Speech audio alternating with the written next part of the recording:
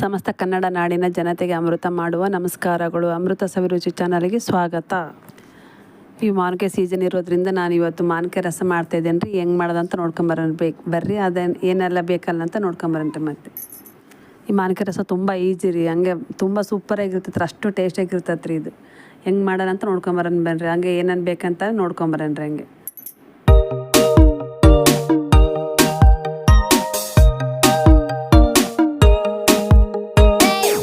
ನೋಡಿ, ಮೊದಲು ಕಡಾಯಿ ಇಟ್ಟಿದ್ದೀನಿ ರೀ. ಇಲ್ಲಿ ಈಗ ಒಲೆ ಹಚ್ಚುತ್ತಿದ್ದೀನಿ ನೋಡಿ. ಈ ಸ್ವಲ್ಪ 4-5 ಸ್ಪೂನ್ ಎಣ್ಣೆ ಹಾಕ್ತಾಯಿದ್ದೀನಿ ರೀ. ಇಲ್ಲಿ 1 ಸ್ಪೂನ್ ಸಾಸಿವೆ ಹಾಕ್ತಾಯಿದ್ದೀನಿ ನೋಡಿ. ಅದು ಚಟಪಟ ಅಂತ ಚಿಡಿಬೇಕು ರೀ. ಇಲ್ಲಿ ನಾನು 3 ಮಾವಿನಕಾಯಿ ತೊಗೊಂಡಿದ್ದೀನಿ, ದೊಡ್ಡ ಸೈಜಿದ್ದು. ಹಿಂಗೆ ಉದ್ದುದ್ದಕ್ಕೆ ಹೆಚ್ಕೊಂಡಿದ್ದೀನಿ ನೋಡಿರಿ. ತುಂಬ ಚೆನ್ನಾಗಿ ಬರ್ತದೆ ರೀ ಈ ಥರ ಹೆಚ್ಕೊಂಡ್ರೆ ಮಾವಿನಕಾಯಿ ರಸ. ನಾನು 3 ಮಾವಿನಕಾಯಿ ಹೆಚ್ಕೊಂಡಿದ್ದೀನಿ ರೀ, ಅದು ಹಾಕ್ತಾಯಿದ್ದೀನಿ ನೋಡಿ. ಒಂದು 2 ನಿಮಿಷ ಫ್ರೈ ಮಾಡ್ಬೇಕು ರೀ. ಇದ್ರೊಳಗೆ ಮೆತ್ತಗಾಗ್ಬೇಕು ರೀ ಸ್ವಲ್ಪ. ಅದು ಮಾವಿನಕಾಯಿ ಎಲ್ಲ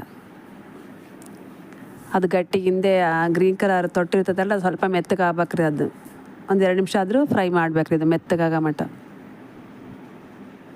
ಕೈ ಬಿಡ್ಲಾರ್ದಾಗ ಸ್ವಲ್ಪ ತಿರುಗಿಸ್ರಿ ಅದನ್ನು ನೋಡಿ. ಒಂದು 2 ನಿಮಿಷ ಆದಮೇಲೆ ಒಂದು 2 ನಿಮಿಷ ಅದು ಫ್ರೈ ಆಗ್ಬೇಕು ರೀ. ಅದು ಸ್ವಲ್ಪ ಕಲರ್ ಚೇಂಜ್ ಆಗ್ತದೆ ನೋಡಿ. ಅದು ನೋಡಿ, ಇವಾಗ ಸ್ವಲ್ಪ ಕಲರ್ ಚೇಂಜ್ ಆಯ್ತು ರೀ. ಅಲ್ಲೇ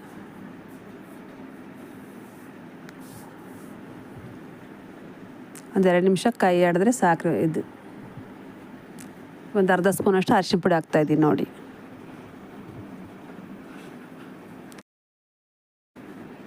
ಸ್ವಲ್ಪ ಉಪ್ಪು ಹಾಕ್ತಾಯಿದ್ದೀನಿ ರೀ.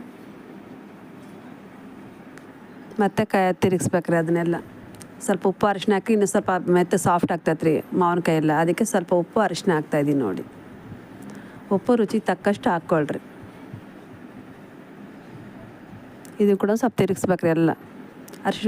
ಉಪ್ಪು ಹಾಕಿವಲ್ರಿ, ಅದು ಸ್ವಲ್ಪ ಮೆತ್ತಗೆ ಆಗ್ತೈತಿ, ಚೆನ್ನಾಗಿ ಮೆತ್ತಗೆ ಆಗ್ಬಿಡ್ತೈತಿ, ಬೇಗ ಮೆತ್ತಗೆ ಆಗ್ತೈತಿ ಮಾವಿನಕಾಯಿ ನೋಡಿ. ಸ್ವಲ್ಪ ಕಲರ್ ಕೂಡ ಚೇಂಜ್ ಆಗೈತೆ ರೀ ಅಲ್ಲೇ. ಸ್ವಲ್ಪ ಕರಿಬೇವು ಹಾಕ್ತಾಯಿದ್ದೀನಿ ನೋಡಿ.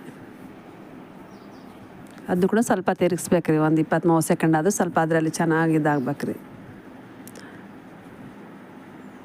ಎಣ್ಣೆಲಿ ಫ್ರೈ ಅದ, ಅದು ಕೂಡ ಸ್ವಲ್ಪ ಘಮ ಚೆನ್ನಾಗಿರ್ತೈತೆ ರೀ ಕರಿಬೇವು ಹಾಕಿದರೆ.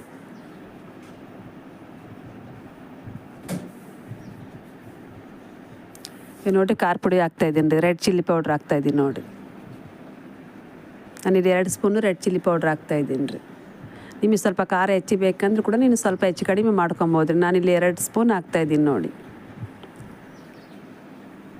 ಅದನ್ನು ಕೂಡ ತಿರುಗಿಸ್ಬೇಕ್ರಿ ಸ್ವಲ್ಪ. ಮೀಡಿಯಮ್ ಫ್ಲೇಮಲ್ಲಿ ಇಟ್ಕೊಂಡೆ ಮಾಡ್ಬೇಕ್ರಿ. ಇದು ಹೈ ಫ್ಲೇಮಲ್ಲಿ ಇಟ್ಕೊಂಡ್ರೆ ಸ್ವಲ್ಪ ತಳ ಒತ್ತೋ ಚಾನ್ಸ್ ಇರ್ತದೆ ರೀ. ಹಂಗಾಗಿ ಮೀಡಿಯಮ್ ಫ್ಲೇಮಲ್ಲಿ ಇಟ್ಕೊಂಡೆ ಮಾಡ್ಕೊಳ್ರಿ. ಇದನ್ನು ಕೈ ಬಿಡ್ಲಾರ್ದಂಗೆ ತಿರ್ಸ್ಬೇಕ್ರಿ. ಇದನ್ನು ಖಾರ ಹಾಕಿದ್ದೀವಲ್ರಿ, ಹಂಗೆ ಸ್ವಲ್ಪ ತಳ ಹಿಡಿತೈತೆ ರೀ. ಸ್ವಲ್ಪ ಬೇಗ ಇದಾಗ್ಬಿಡ್ತೈತೆ. ಅದು ಸ್ವಲ್ಪ ಕೈ ಆಡ್ಕಂತ ಇರ್ಬೇಕ್ರಿ. ಅದು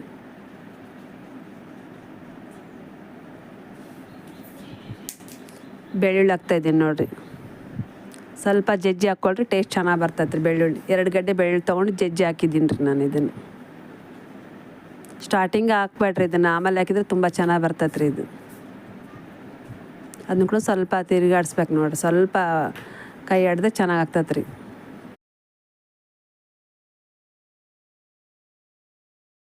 ಅದು ಕೂಡ ಒಂದು 10-15 ಸೆಕೆಂಡ್ ಆದ್ರೂ ಅದರೊಳಗೆ ಬೇಯ್ಬೇಕ್ರಿ. ಅದು ಬೆಳ್ಳುಳ್ಳಿ ಸ್ಮೆಲ್ಲಲ್ಲಿ ಹೋಗ್ಬೇಕು ನೋಡಿ.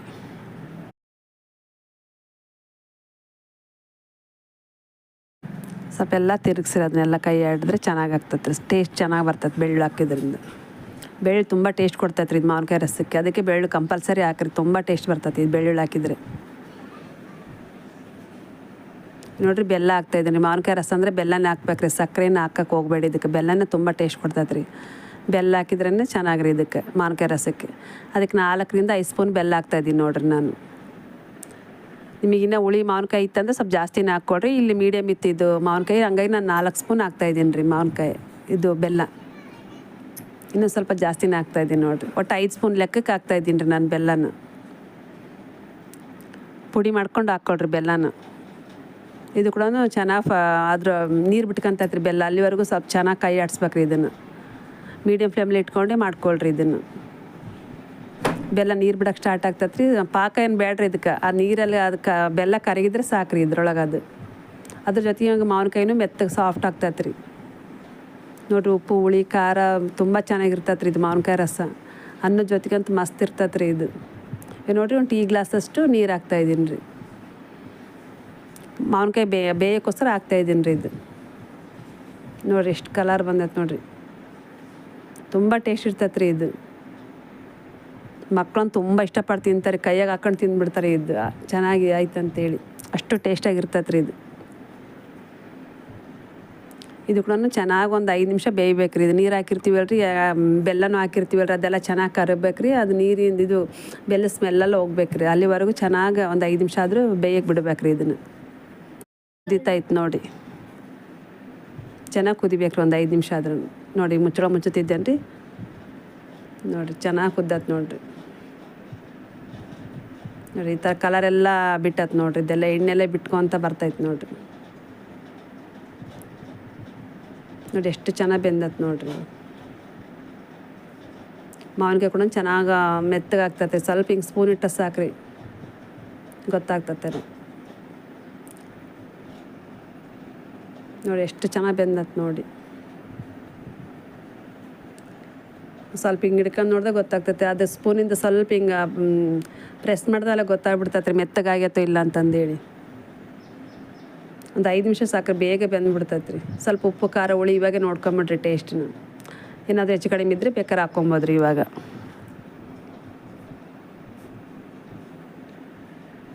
ನೋಡ್ರಿ ಅಲ್ಲಿ ಆಗೋಕೆ ಬಂದತ್ ನೋಡ್ರಿ.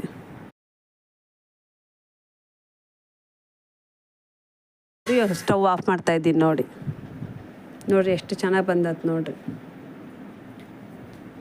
ನೋಡ್ರಿ ಎಲ್ಲ ಸಾಫ್ಟಾಗಿ ಬೆಂದತ್ ನೋಡಿರಿ ಮಾವಿನಕಾಯಿ. ನೋಡಿ ಒಂದು ಬೌಲಿ ಸರ್ವ್ ಮಾಡ್ತಾಯಿದ್ದೀನಿ ನೋಡಿರಿ. ನೋಡಿ ಎಷ್ಟು ಸಖತ್ತಾಗಿ ಬಂದತ್ ನೋಡಿರಿ. ಎಷ್ಟು ಬೇಗ ಆಯ್ತು ನೋಡಿರಿ. ಎಷ್ಟು ಈಸಿಯಾಗಿ ಮಾಡ್ಕೊಬೋದ್ರಿ ಇದನ್ನು. ಯಾವ ಸಾಸಿವೆ ಪುಡಿ ಇಲ್ಲ, ಮೆಂತ್ಯ ಪುಡಿ ಇಲ್ಲ, ಏನಿಲ್ಲ ರೀ. ಕ್ವಿಕ್ಕಾಗಿ ಮಾಡ್ಕೊಬೋದ್ರಿ. ಅಷ್ಟು ಬೇಗ ಆಗ್ತತಿದ್ರು. ಅಷ್ಟೇ ಟೇಸ್ಟ್ ಕೂಡ ಅಷ್ಟೇ ಸೂಪರಾಗಿರ್ತೈತೆ ರೀ. ಅನ್ನದ ಜೊತೆಗಂತೂ ಮಸ್ತ್ ಇರ್ತೈತಿ, ಅನ್ನ ಸಾರು ಜೊತೆಗಂತೂ.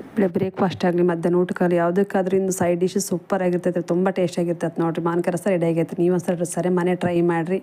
ಹೆಂಗೆ ಬಂತಂತೇಳಿ ನಮಗೆ ಕಮೆಂಟ್ ಮಾಡಿರಿ. ಯಾರೆಲ್ಲ ನಮ್ಮ ಚಾನಲ್ಗಿನ್ನ ಸಬ್ಸ್ಕ್ರೈಬ್ ಮಾಡಿರಿ ಪ್ಲೀಸ್ ಸಬ್ಸ್ಕ್ರೈಬ್ ಮಾಡಿರಿ, ಲೈಕ್ ಮಾಡಿ, ಶೇರ್ ಮಾಡಿರಿ.